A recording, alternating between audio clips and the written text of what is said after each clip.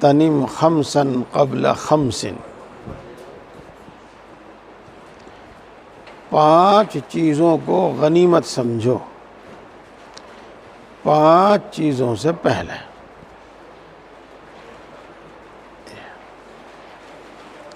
پھر آگے اس کی تفصیل ہے،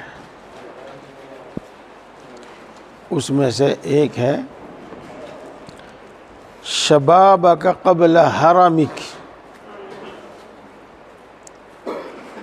اپنی جوانی کو غنیمت سمجھو بڑھاپا آنے سے پہلے۔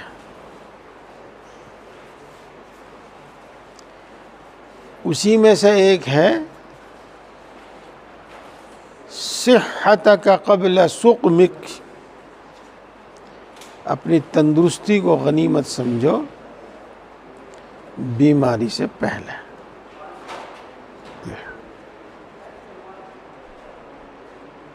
دوستو، جوانی اللہ کی بڑی نعمت ہے، اس میں طاقت ہوتی ہے،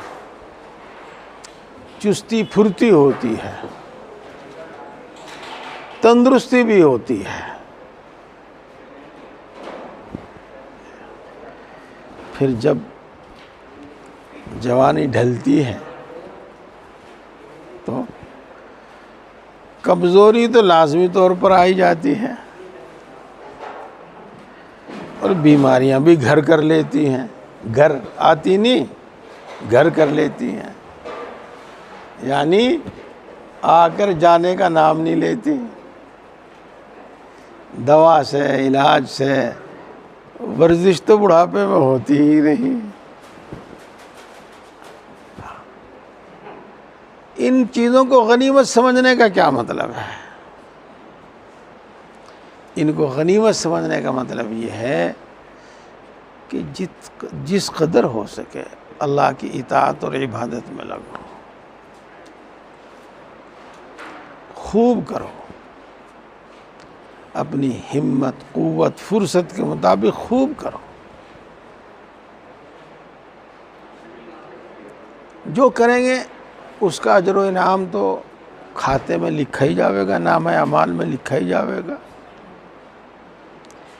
لیکن اس کرنے کے اس کے علاوہ بھی اور بہت فائدے ہیں۔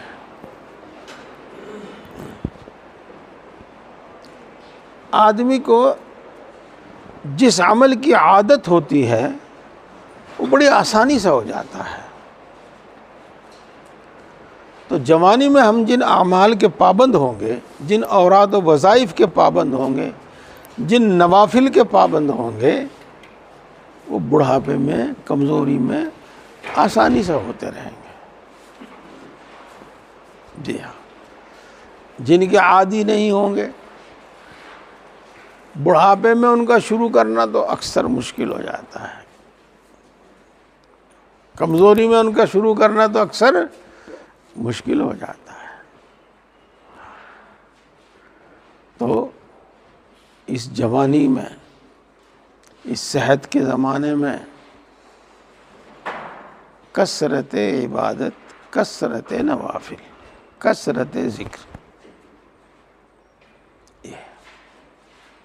لیکن کتاب میں آپ نے پڑھا طریق الوصول میں کہ شیخ سے مشورے کے بعد، شیخ کی تعلیم کے مطابق، حاصل اس کا یہ ہے کہ وہ ایک اعتدال کے ساتھ آپ کو کام میں لگاوے گا اور آپ برابر کرتے رہیں گے، اور اگر زیادہ کریں گے تو کچھ بھی نہیں کر سکیں گے، بس حاصل اس کا یہ ہے۔ اور دوستو، اس کا ایک فائدہ یہ ہے کہ حدیث پاک میں آتا ہے کہ جب بندہ بیماری، بڑھاپے، اسی طرح کسی اور واقعی عذر کی بنا پر اپنی عبادت جاری نہیں رکھ سکتا، تو اللہ تبارک و تعالیٰ کا حکم ہوتا ہے فرشتوں کو کہ اس کے اعمال کا، اس کے معمولات کا ثواب اس کے نامہ اعمال میں لکھتے رہو۔ تہجد کے ہم عادی ہیں، لیکن اب بیماری کی وجہ سے، بڑھاپے کی وجہ سے، کمزوری کی وجہ سے اٹھ نہیں پاتے، تو ثواب برابر لکھا جائے گا انشاءاللہ۔ تو بھائی ایک جملہ آپ میری زبان سے بار بار سنتے ہیں، اور بار بار سننے کی وجہ سے وہ بے اثر نہیں ہونا چاہیے، بار بار سننے کی وجہ سے اس کی اہمیت کم نہیں ہونی چاہیے، بلکہ اہمیت زیادہ ہونی چاہیے کہ کیوں کہا جاتا ہے بار بار، یہ بات کیوں کہی جا رہی ہے بار بار۔ معمولات کی پابندی، بس سب آ گیا اس میں، معمولات کی پابندی، اور اس کو آسان کر کے لکھ دیا، عام فہم کر کے، کثرت عبادت، کثرت ذکر، کثرت نوافل۔ ہاں لیکن اس سے کبھی کبھی کچھ غلط فہمی پیدا ہو جاتی ہے، کثرت سے کیا مراد ہے، لیکن پھر وہی جو مقرر کر لیا گیا، جس کی معمول بنا لیا گیا، معمول بنا لیا گیا۔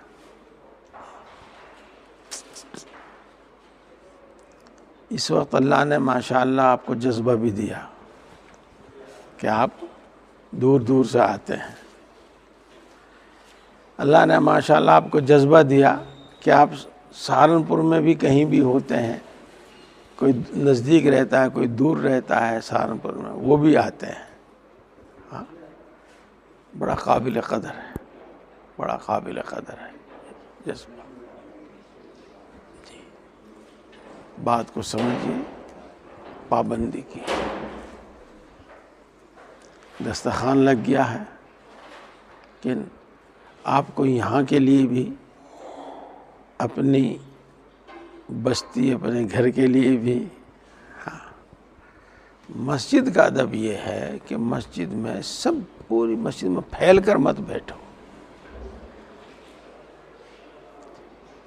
پہلی سب پوری کرو، پھر دوسری، پھر تیسری، پھر چوتھی، پھر پانچویں۔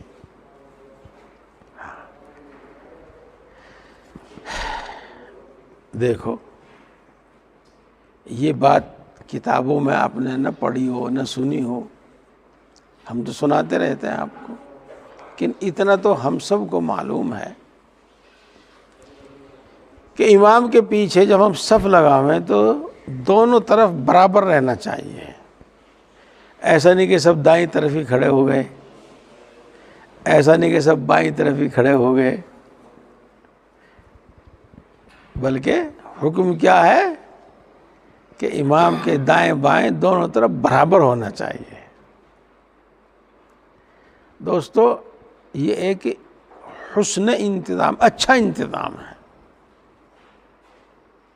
یہ، اسی طریقے سے آپ کو معلوم ہے، اور آپ ماشاءاللہ اس پر عمل بھی کرتے ہیں، کہ جب تک اگلی صف میں جگہ باقی ہے، پچھلی صف میں نہیں کھڑا ہونا ہے، اگلی صف پہلے پوری کرنی ہے، پھر دوسری صف میں لگنا ہے۔ یہ حسن انتظام ہے، اچھا نظم، اچھا انتظام ہے۔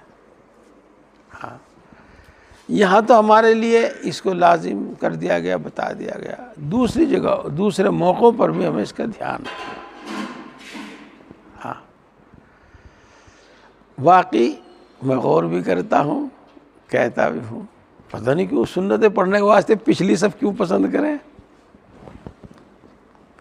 اور پچھلی صفوں میں ہی سنتیں پڑھیں، نامعلوم کیا بات ہے، پوری مسجد میں پھیل جاؤں ہیں۔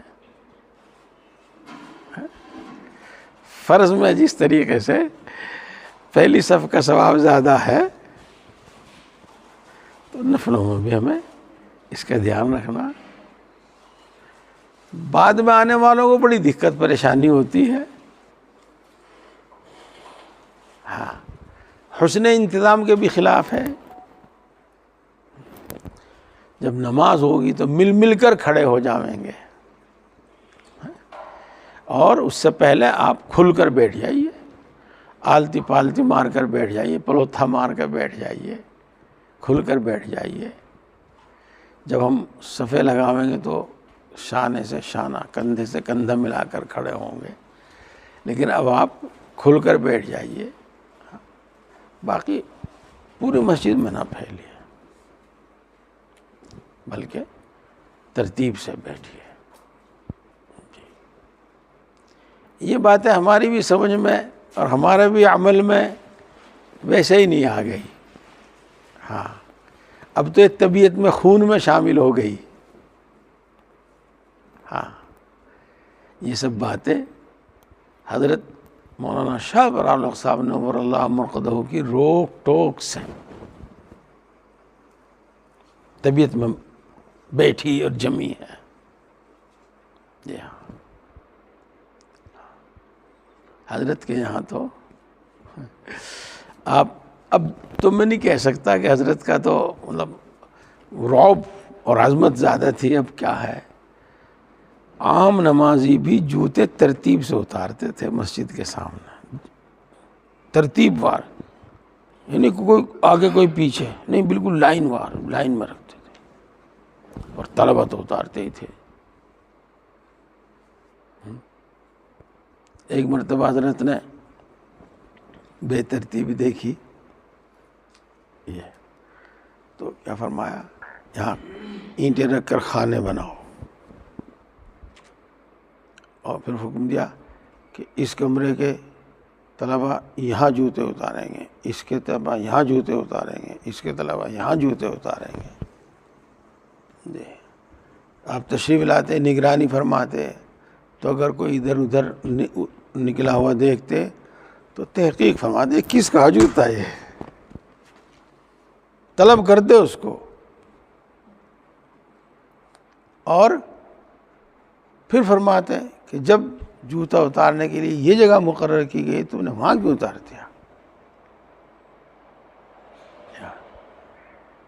اس لیے میں تو یہ عرض کر رہا ہوں کہ وہاں تو جوتے اتارنے میں بھی ترتیب تھی، اور طلبہ اور مہمان جو اپنی اصلاح کے لیے وہاں جاتے تھے، وہ تو کیا، بستی کے عام نمازی بھی ترتیب سے جوتا اتارتے تھے۔